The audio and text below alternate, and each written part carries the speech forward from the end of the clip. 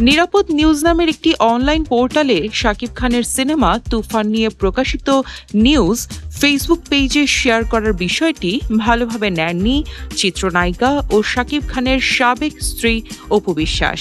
তাই ইলিয়াস কাঞ্চনের সে পোস্টে মন্তব্য করেন অপু।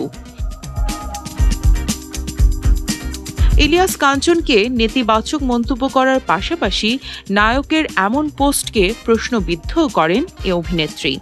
নিজের ভেরিফাইড ফেসবুক আইডি থেকে অপু লেখেন, আসসালামু আলাইকুম, আপনি একজন গুণী এবং গার্জিয়ান ইন্ডাস্ট্রির জন্য।